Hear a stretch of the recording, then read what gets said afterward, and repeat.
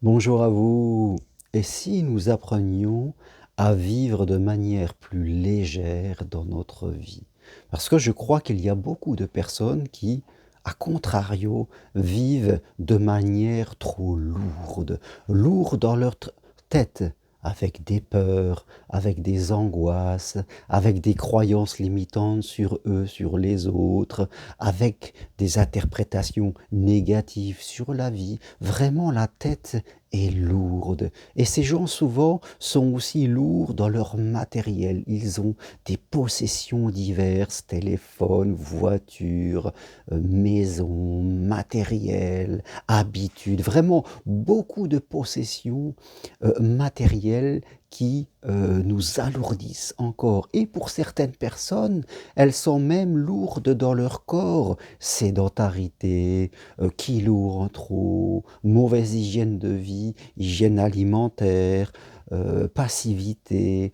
Et ces trois lourdeurs psychologiques, matérielles, corporelles, eh bien, ne nous rendent pas fluides. La vie nous invite toujours à la fluidité, à la légèreté. C'est comme ça qu'on s'adapte dans la vie, dans l'amour. On est léger, parce que toutes ces possessions, eh bien, on s'aperçoit que les gens ont du mal à les quitter. Même leurs croyances limitantes, même leurs peurs, leurs habitudes plombantes, eh bien les personnes s'accrochent à ça parce que c'est leur repère. Elles en souffrent, mais elles s'accrochent à ça, à leur matériel, la peur de manquer. Elles s'accrochent à ce qu'elles ont, elles ne veulent pas quitter leur canapé, surtout leur maison, leur voiture, elles s'y accrochent.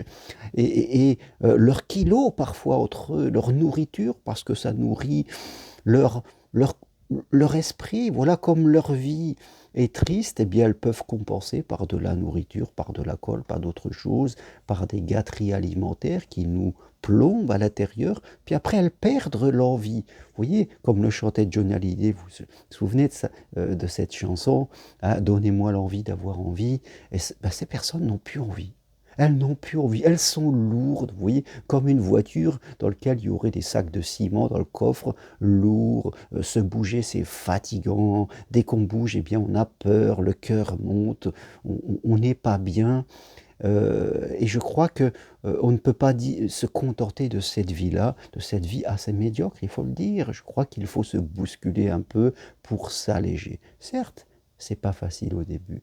Et personne n'a dit que la chenille, quand elle devenait papillon, c'était toujours de la facilité. Mais on va vers un plaisir de la légèreté, hein. On commence à faire le nettoyage dans sa tête, hein, sur ses peurs, sur ses croyances, sur ses idées, sur ses habitudes. Puis on s'allège avec le matériel, on commence à dégager beaucoup de choses, on commence à vivre dans une sobriété spirituelle, et ça c'est intéressant. Et puis on commence à se remettre en route avec le corps est content, le corps est fait de muscles, il est heureux de respirer, on perd des kilos et on se sent bien, on voit la vie plus positive. Et c'est ce qu'on fait sur Compostelle. On apprend à laisser sur le chemin toutes nos peurs, toutes nos croyances limitantes sur nous, sur les autres. On apprend à vivre avec un petit sac à dos, avec quelques affaires, et on s'aperçoit que tout va très très bien. Et on remet en route le corps et on voit que ça se passe beaucoup plus facilement qu'on l'imaginait. Nous ne sommes pas en train de faire de la compétition, nous ne sommes pas en train, je dirais, d'être le mental. Nous sommes justement sur Compostelle pour ne pas être là-dedans. Et on voit qu'au bout de quelques jours, tout va mieux. On se sent bien, même notre peau est différente, notre visage parce qu'il respire, parce qu'il est léger. On se sent mieux dans son corps, on se sent mieux dans sa tête, on a moins de matériel à gérer, on se sent plus léger et la vie paraît plus simple. Et bien sûr, quand on retourne dans la vie et qu'on quitte Compostelle, qu'on retourne dans la vie moderne, on s'aperçoit, les gens, ils sont là, ça nous renvoie par effet miroir, ouah, cette complexité, peur, ces trucs qu'il faut faire, avoir. Ou là, ça nous dit, moi j'étais là-dedans, mais maintenant je n'y suis plus. Je pourrais être dans la vie, certes, mais en gardant cette légèreté, je vais l'améliorer, je vais progresser pour ne plus redevenir ce que j'étais avant. Voilà le challenge que je vous invite à vivre, devenir plus léger dans votre vie, léger dans votre esprit, léger dans votre matériel et léger dans votre corps. Voilà, commencez ce chemin que vous poursuivrez après, et pour cela, venez participer à une de mes parenthèses Compostelle cet été, fin juin Saint-Guilhem, fin juillet Conques, fin septembre le Puy-en-Velay.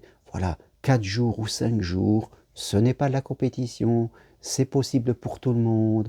On fait de la spiritualité, on bouge le corps, on va des deux endroits vraiment puissants de manière énergétique. Voilà, c'est vous l'acteur. C'est vous qui choisissez. Vous pouvez choisir de rester où vous êtes et de trouver toutes les excuses. J'ai pas le temps, j'ai pas les capacités, j'ai pas d'argent, ça m'intéresse pas. C'est libre à vous.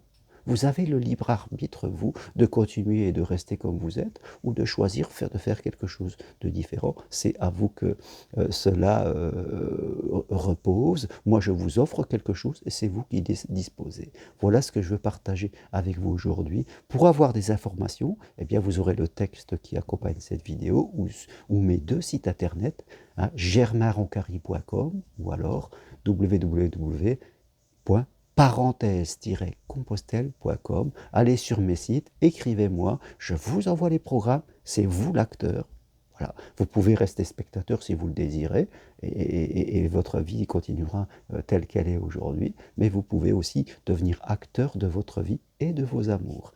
Merci à vous, à très bientôt, et si vous aimez, appuyez sur j'aime et partagez autour de vous. À bientôt, au revoir.